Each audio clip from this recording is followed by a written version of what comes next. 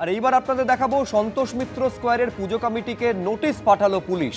রাস্তায় গেট বসানো থেকে লাইট অ্যান্ড সাউন্ডে নিষেধাজ্ঞার কথা বলা হয়েছে। একাধিক বিষয়ে আপত্তি জানিয়ে পুলিশের এই চিঠি, এমনটা সজল ঘোষ তিনি দাবি করছেন। এই যে ছবি দেখতে পাচ্ছেন, এটা গত বছরে সন্তোষ মিত্র স্কোয়ারের পুজো মণ্ডপের ছবি, যেটা উদ্যোক্তারা আজকে অভিযোগ করছেন যে পুলিশই হেনস্থা করার চেষ্টা করা হচ্ছে। সজল ঘোষ কি বলছেন একবার দেখুন। যদি চিঠি দেয় সব পুজো কমিটিকে দিক, যদি চিঠি দেয় আমাদের যে চিঠি দেওয়া হয়েছে এই চিঠির কপি সারা কলকাতা শহরের সমস্ত পুজো কমিটিকে সার্কুলেট করুক, আমার কোনো আপত্তি নেই। আমাদেরকে বলা হচ্ছে 250 ভলেন্টিয়ার দিতে হবে। আমরা 250 নয়, 500 ভলেন্টিয়ার থাকে আমাদের এখানে কমপক্ষে। 16 ফুট বা 14 ফুট হচ্ছে সরকারের আইন, গেট রাখতে হবে। আমরা সেখানে 22 ফুট গেট দিয়েছি। তারপরে বলছে ওভারহেড লাগানো যাবে না, বলছে অডিও ভিজুয়াল করা যাবে না। আমি বলছি আমরা করব না যদি কলকাতার বাকি পুজোগুলোতে না হয়। আমরা মেলা লাগাবো না যদি বাকি পুজোগুলোতে ইলেকট্রিক দোলনা না লাগে, আমরাও লাগাবো না। পুলিশের আসল উদ্দেশ্য হচ্ছে একটা ষড়যন্ত্র করা এবং কোনো একটা সমস্যা ক্রিয়েট করে বিপদ ডেকে এনে তারপর পুজো কমিটিকে ফাঁসানো। আমরাও সে ট্র্যাপেও পা দেব না।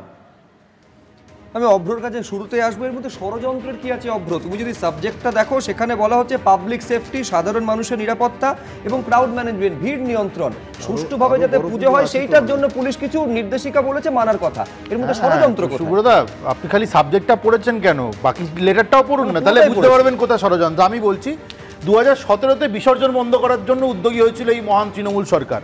17-তেই বসিরহাটে পুজো বন্ধ করেছিল, 16-তে খাদিকুলে পুজো বন্ধ করেছিল, 2019-এ ডায়মন্ড হারবারে পুজো বন্ধ করেছিল, 2020-তে ব্যারাকপুরে পুজো বন্ধ করেছিল।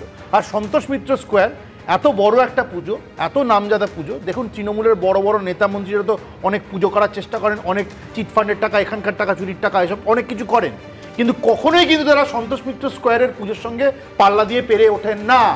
তাই ঠিক প্রত্যেকবারের মতো এইবারও এরকম একটা জিনিস তারা করলো। আমার বক্তব্য হচ্ছে সজলদা যেটা বলেছে একদম ঠিক বলেছে।